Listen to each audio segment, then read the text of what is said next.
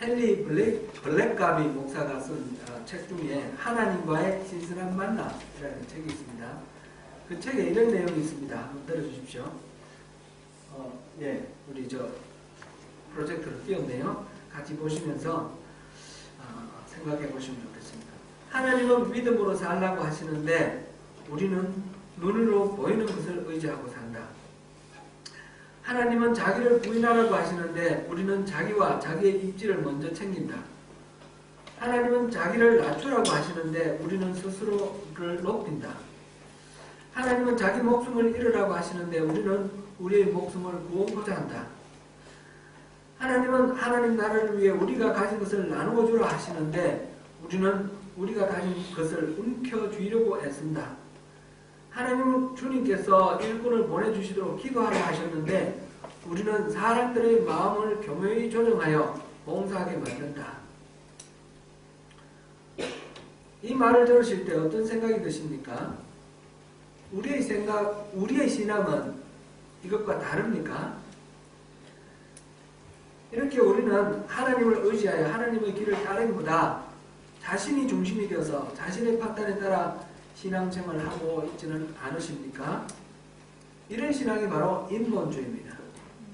우리 지금 율법주의, 기복주의 이런 걸 봤는데요. 다 자기가 중심이 되어 있는 경우입니다. 자기의 어떤 힘과 능력, 자기의 자원으로 신앙생활하는 것을 율법주의라고 하고요. 자기의 만족, 자기의 소원 성취, 자기의 문제 해결, 자기 목적, 자기의 목적을 따라서 신앙생활하는 것을 기복주의라고 합니다. 그 다음에 인본주의는 자기의 방법, 자기의 길, 이거를 쫓는 것이 인본주의입니다. 신앙은, 바른 신앙은 그것이 아니죠. 하나님 중심이 되어야죠. 하나님의 자원으로, 하나님 주시는 자원으로 우리가 신앙생활을 해야 되고, 하나님의 만족이 목적이 되어야 됩니다. 그리고 하나님의 길을 따라야 됩니다. 오늘은 인본주의에 대해서 한번 살펴보려고 합니다. 하나님의 길을 따르는 것이 참된 신앙인데, 이 인본주의 신앙, 자신이 중심이 되어서 자신의 판단에 따라 신앙생활하는 것, 이것은 하나님과 아무런 상관이 없습니다. 열심히 신앙생활을 해도 하나님은 도무지 나는 너를 모른다, 이렇게 말씀하실 것입니다. 우리는 절대로 나의 길이 아니라 하나님의 길을 따라야 합니다. 예레미야 7장 22절에서 23절 말씀입니다. 같이 한번 소리 내어서 읽어보겠습니다. 시작. 사실은 내가 너희 조상들을 땅에서 인도하여 낸 날에 언제나 희생에 대하여 말하지 아니하며 명령하지 아니하고 오직 내가 여기서 그들에게 명령하여 이르기를 너희는 내 목소리를 들으라. 그리하면 나는 너희 하나님이 되겠고 너희는 내 백성이 되리라. 너희는 내가 명령한 모든 길로 걸어가라. 그리하면 복을 받으리라 하셨으나. 아멘. 하나님이 언제나 희생에 대하여 말하지 아니하고 명령하지 아니하였다라고 이렇게 말합니다. 우리 지난번에도 이거 한번 살펴봤는데 실제로 하나님이 그런 말씀 안 하셨습니까? 아니죠. 신의 산에서 우리에게 분명히 율법을 주셨고 제사의 규례를 주셨습니다. 번제와 희생에 대해서 이렇게 하라 말씀하셨습니다. 그런데 그런 말을 안 했다라는 말씀은 무슨 뜻입니까? 신의 산에 주신 그 계명은 무엇이고 성막과 신의 산, 그 제사의 규례는 무엇입니까? 왜 이렇게 말씀하시죠? 번제와 희생 이전에 하나님의 목소리를 청종하는 것, 이것이 우선되어야 한다. 그런 말씀을 지금 강조하고 있는 것입니다. 하나님의 목소리를 듣는 것, 그리고 하나님과의 관계를 맺는 것, 하나님께 순종하는 것, 이것이 우선되지 아니하면 번제나 이 제사가 아무런 소용이 없는, 의미 없는 거라는 것입니다. 원래 이 번제와 희생 이런 것들은 하나님의 목소리를 잘 듣는다라는 순종의 표시로 제사를 하는 것입니다. 그래서 성경에서는 제사보다 순종이 낫다, 그렇게 말씀하시죠. 사무엘상 15장 22절입니다. 사무엘이 이르되 여호와께서 같이 읽습니다. 번제와 다른 제사를 너희 목소리를 청종하는 것을 좋아하신 같이 좋아하시겠나이까. 순종이 제사보다 낫고 듣는 것이 수양의 기름보다 나으니 제사보다 하나님 목소리를 청종하는 것, 순종하는 것이 더 낫다라고 이렇게 말합니다. 이것이 바로 예레미야서 번제나 또 희생을 내가 명령하지 않았다라는 그 말씀의 의도입니다. 하나님의 백성은 하나님의 길을 따를 때에 하나님이 주시는 복을 누리게 됩니다. 하나님을 사랑하는 사람은 하나님의 길을 따르게 되어 있습니다. 이 신앙의 본질은 하나님을 사랑하는 거라고 했습니다. 신명기 30장 15절에서 16절입니다. 보라, 내가 오늘 생명과 복과 사망과 화를 내 앞에 두었나니, 이 성경 띄우면 모든 성경을 우리 같이 읽도록 그렇게 하십시오. 그게 좋겠습니다. 제가 일일이 같이 읽자 이렇게 말씀 안 드리고 같이 읽도록 하겠습니다. 다시 15절부터 읽겠습니다. 보라, 내가 오늘 생명과 복과 사망과 화를 내 앞에 두었나니, 또 내가 오늘 너에게 명령하여 내 하나님 여호와를 사랑하고 그 모든 길로 행하며 그의 명령과 규례와 법도를 지키라는 것이라. 그리하여 내가 생존하며 번성할 것이요 또 내 하나님 여호와 앞에서 내가 다섯까지 하면서 내게 복을 주실 것입니다. 아멘. 내 하나님 여호와를 사랑하고 그 모든 길로 행하며, 사랑하면 그 길로 행하게 되어 있다는 그런 말씀입니다. 또 하나님을 경외하는 것과 하나님의 길을 따르는 것은 밀접한 관계가 있습니다. 신명기 8장 6절입니다. 내 하나님 여호와의 명령을 지켜 그의 길을 따라가며 그를 경외할지니라. 길을 따라가는 것과 경외합니다. 시편 128편 1절입니다. 여호와를 경외하며 그의 길을 걷는 자마다 복이 있도다. 경외함과 그 길을 걷는 것, 이렇게 짝을 이루어 있습니다. 하나님의 길을 따라 걷는 것과 하나님을 경외하는 것은 함께 가는 것입니다. 하나님을 알려면 또한 하나님의 길을 따라야 합니다. 하나님을 기쁘시게 하기 위해서도 하나님의 길을 따라야 합니다. 출애굽기 33장 13절 말씀입니다. 내가 참으로 주의 목전에 은총을 입었사오면 원하는데 주의 길을 내게 보이사 내게 주를 알리시고 나로 주의 목전에 은총을 입게 하시며 이 족속을 주의 백성으로 여기소서. 아멘. 이스라엘 백성들은 하나님의 길을 알지 못했기 때문에 출애굽해서 광야에서 40년을 보내는 동안 하나님을 분노케 했습니다. 하나님의 길로 행할 때에 하나님의 약속이 우리 삶에 이루어집니다. 하나님의 길로 행하는 자에게 하나님이 복을 주십니다. 하나님의 길을 따라 행하는 것, 이것이 우리 신앙의 최선입니다. 이것이 바로 핵심입니다. 그러나 인간이 타락하면 하나님의 길에 대해서 부담스러워하고 하나님의 길을 떠나 자기 길로 가게 되어 있습니다.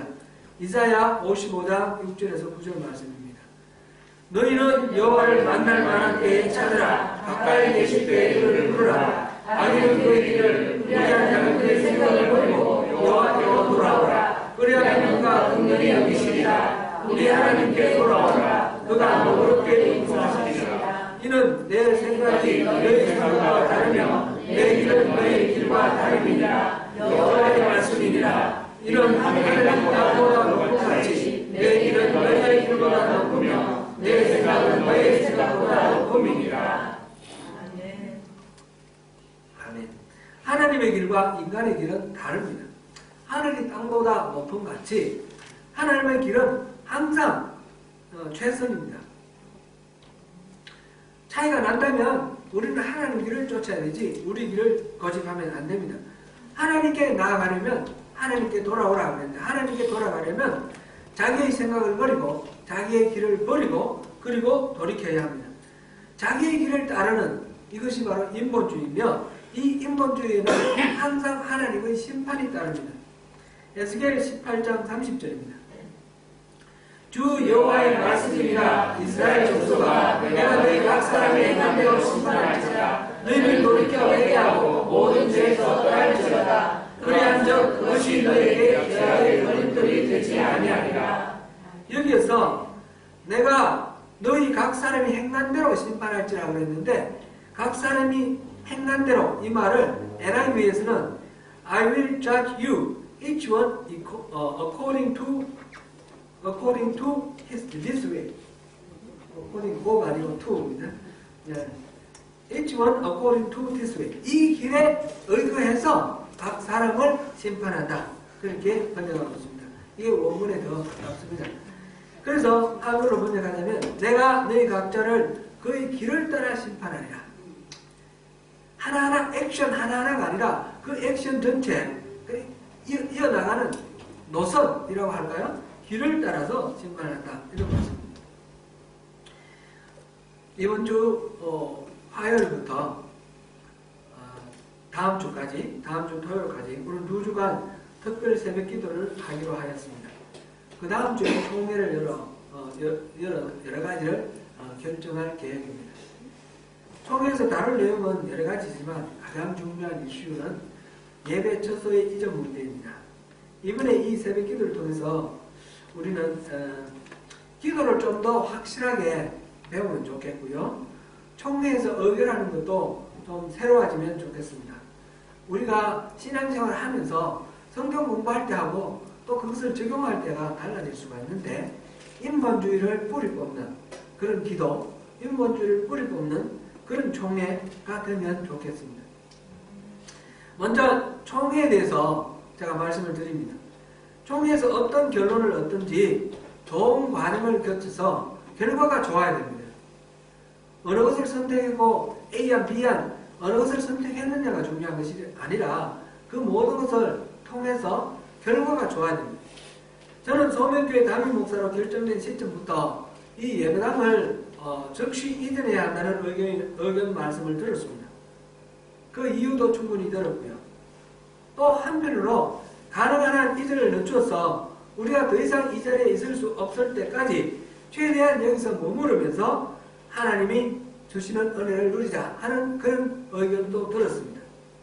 제가 듣기에는 두 의견 다 타당성이 있습니다. 최대한 여기에 머물자 하는 입장에서도 무조건 우리가 렌트를 지불할 수 없을 때까지 머물자 그런 뜻은 아니거든요. 우리가 장고를 남기는데 마음 두지 말고 하여튼 최대한 해보자 그런 의미로 이렇게 생각되기 때문에 두 의견 다 타당성이 있습니다. 그런데 한 가지 염려가 있습니다. 우리는 토론 문화가 잘 성숙되어 있지 못하기 때문에 토론 과정에서 문제가 발생할 수 있습니다. 자기 의견의 타당성을 입증하기 위해서 본의와 상관없이 상대 의견을 과소평가하거나 또는 흠집을 잡아서 공격을 하는 그런 경향이 있습니다. 이거는 누구의 잘잘못이 아니라 일반적인 경향입니다. 그렇게 하면 두 가지 부정적인 결과가 나옵니다.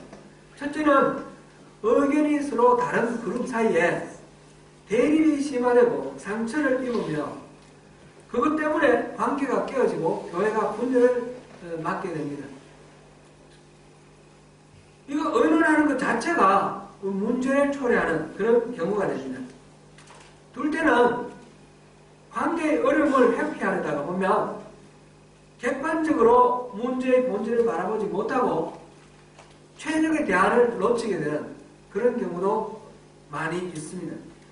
따라서 우리가 토론을 할 때는 세상에서 이렇게 의논하는 거하고 교회에서 의논하는 것은 달라야 합니다. 그래서 종교의 방식과 좀 다른 세상의 방식과 반대로 그렇게 토론을 하면 좋겠습니다. 객관적으로 모든 팩트는 다 내놓고 예체능 문제라든지 이런 모든 것들을 다 내놓고 그 다음에 내가 주장하거나 지지하는 의견의 장점과 함께 단점도 찾아보고 또 상대방의 주장의 타당성도 집중적으로 찾으면서 세 번째로 무엇보다 가장 핵심이 되는 것으로서 우리의 생각이 아니라 하나님의 뜻은 어디에 있는가 하나님의 뜻을 물어보는 그런 식으로 토론을 전개하시기를 당부드립니다.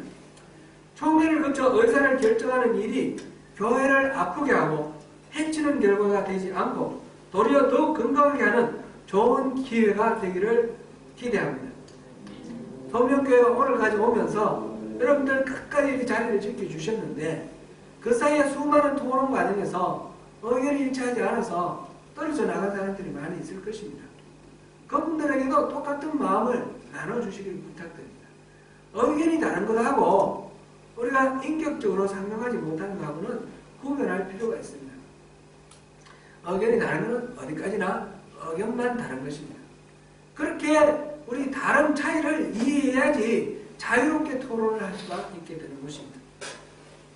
두 번째로, 이거는 총회 이전에 이제 특별 새벽 기도를 통해서 우리가 기도의 유익을 맛보는 그런 좋은 기회가 되기를 바랍니다. 기도는 하나님과의 대화라고 했습니다. 기도는 우리가 말하는 바, 우리의 뜻을 하나님께 열심히 매달려서 하나님을 감동시켜서 우리의 뜻을 관철시켜 나가는 것, 이것이 아닙니다. 그거는 미신이라고 그랬습니다. 그것이 아니라 우리가 하나님의 뜻이 어디에 있는가, 그것을 묻고 내 생각과 하나님의 뜻이 다를 때 나를 설득하는 과정이 참된 기도입니다. 그러므로 이번 기도회를 통해서 세 가지를 제가 부탁드립니다. 첫 번째, 결론을 먼저 내려놓고 하나님께 오케이 사인 받으려고 실험하지 마십시오. 인간적인 합리성으로만 판단하고 이미 얻은 결론을 붙들고 기도할 때 이 생각이 강하면 강할수록 총회를 거치면서 교회 안에 나누어짐이 깊어집니다. 모든 결론을 다 내려놓고 오직 하나님의 마음이 어디에 있는지 그것을 구하시기를 부탁드리겠습니다. 두 번째로는 하나님의 응답을 지금 옮겨라, 좀 더 머물러라, 이런 식으로 둘 중에 하나다, 이런 식으로 구하면 답을 얻을 수 없습니다. 하나님은 결코 그런 식으로 응답하지 않습니다. 우리가 다른 경우에 기도할 때도 마찬가지입니다. 내가 이사할까요? 여기서 할까요? 이런 식으로 기도해서는 절대로 하나님의 뜻을 알 수가 없습니다. 거기서 얻는 답은 내 소원일 겁니다. 10중 8구. 어떤 결정을 내리게 되든지 하나님은 사실은 I don't care. 하나님은 크게 관심을 갖지 아니하십니다. 여기 있든지 당장 이주를 하든지 좀 더 머물러 몇 달 더 머물러 있든지 상관은 없을 것입니다. 그런 식으로 하나님은 답을 주시지 아니하십니다. 어느 결정을 내렸을 때 하나님은 무엇을 기뻐하시고 무엇을 싫어하시는지, 어떤 결정을 내렸을 때 무엇을 하나님은 우리에게 행하기를 원하시는지, 하나님의 마음이 중요한 것입니다. 그 하나님의 속마음을 물어보시고 기도하시길 바랍니다. 가령 제가 이거 예를 드는 것입니다. 이게 절대적인 판단 근거가 아닙니다. 이 장소를 유지하려면 우리가 재정적으로 더 많은 그런 것이 필요하기 때문에 결국은 더 많은 성도들이 모여야 합니다. 그러면 불가피하게 우리가 수적인 증가에 마음이 이렇게 매달리게 됩니다. 그 과정에서 하나님께 의지하기보다 사람 숫자에 의지하는 경우에 빠질 수도 있습니다. 그뿐만 아니라 이 재정을 전적으로 경상유지비에 다 쏟아붓는 이것이 과연 타당한가? 교회가 이 헌금을 어떻게 쓰는 것이 하나님 더 기뻐하실 것인가? 그것도 우리가 생각해 봐야 됩니다. 그래서 교회가 숫자에 연연하지 않고 한 영혼 한 영혼에 집중하며 영혼 구원을 위해서 우리가 어떻게 해야 하는지, 내 자신의 내면의 성숙을 위해서는 어떻게 하기를 하나님이 원하시는지 여기에 초점을 맞추셔서 하나님의 마음을 만나시기를 부탁드립니다. 또 다른 한 측면에서 보면 일단 장소를 옮기면 예배 드리는 것 외에는 다른 활동을 하는데 많은 제약이 있을 것이라는 것을 우리가 예상할 수 있습니다. 나중에라도 우리가 여건이 되면 이런 독립공간을 갖기를 소망할 것입니다. 그러므로 항상 장소를 옮겨 재정적으로 얼마를 절감하는 그것이 하나님을 전적으로 의지하는 것과 비교했을 때 어느 것이 더 하나님 마음에 합할까? 그것도 한번 경험하면서 하나님의 응답을 우리가 경험해 볼 수 있을 것입니다. 사실 이 장소에서 하나님의 은혜를 더 구해보자. 넘어가겠습니다. 그 밖에 하나님이 어떤 마음을 주시는지를 2주 동안 구해보시기 바랍니다. 어떤 결론을 내리기보다 이쪽 결론 저쪽 결론 A 아니냐 B 아니냐가 아니라 하나님의 마음을 구하시고 기도 기간을 충분히 기도하시고 난 후에 총회를 할 때도 각자 자기의 평소 의견을 말하는 것이 아니라 기도 기간 동안 하나님이 주신 마음을 나눈 후에 다시 기도하시면서 성령의 인도하심을 구하고 교회 전체에 주시는 하나님의 메시지를 각자가 분별하고 난 뒤에 끝으로 우리 투표를 한다든지 이런 결의 과정을 밟는다면 어느 쪽으로 결정을 하든 모든 성도들이 다 마음으로 받아들이고 따를 수가 있게 될 것입니다.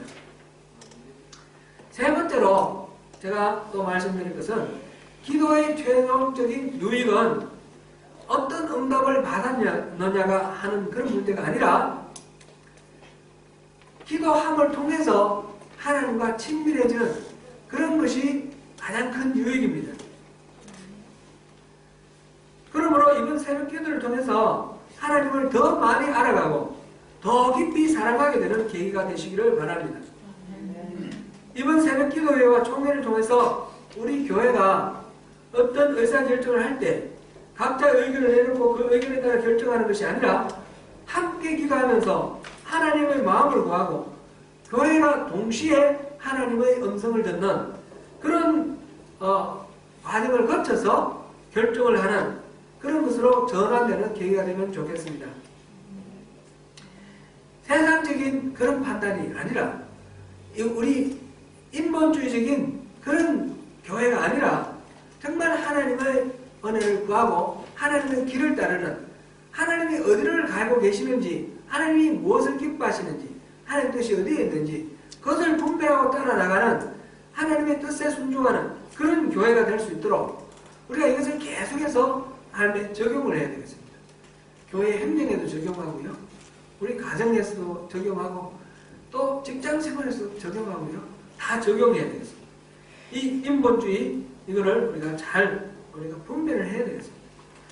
오늘 본문 갈라디아서 4장 21절에서 23절 내용으로 한번 돌아가 보겠습니다. 이스마엘은 어떻게 얻은 자식입니까? 하나님의 약속을 기다리지 못해서 여종 하갈을 아브라함에게 들여보내 낳은 아들 이스마엘입니다. 이걸 육체를 따라 낳았다 이렇게 말했습니다. 이것이 인본주의입니다. 반면에 이삭은 어떻게 낳았습니까? 이삭은 애초부터 하나님이 약속하셨던 대로 사라를 통해서 낳은 아들입니다. 이삭이 참된 신앙의 열매입니다. 약속의 아들입니다. 바울사도는 여종의 아들은 유업을 얻지 못한다 라고 말했습니다. 인본주의는 이스마엘이 그랬듯이 잠시는 득세할 수 있을 것입니다. 그러나 결국은 하나님의 유업을 얻지 못합니다. 인본주의는 우리가 눈에 보기에 잠정적으로 그것이 타당해 보이고 더 옳아 보일 것입니다. 그러나 그런 방식으로는 우리는 하나님 나라를 이룰 수가 없습니다. 그래서 바울사도는 여종과 그 아들들을 내쫓으라 그렇게 말했습니다. 인본주의를 뿌리 뽑아라 그런 말씀입니다. 사랑하는 성도 여러분, 인본주의로는 하나님의 유업을 받을 수 없습니다. 주님의 은혜 안에서 주님의 길을 찾고 주님의 길을 따라가는 그런 가운데서 주님이 예비하신 것을 누릴 수 있습니다. 성도 여러분, 이것을 결단하시고 우리 삶에 적용하시고 또 이번에 이 새벽기도회와 우리 총회를 통해서 한번 경험해 보시기 바랍니다. 하나님께서 어떻게 일하시는지 한번 경험해 보시고 그 복을 다 누리시는 저와 여러분이 되시기를 축원합니다. 기도하겠습니다.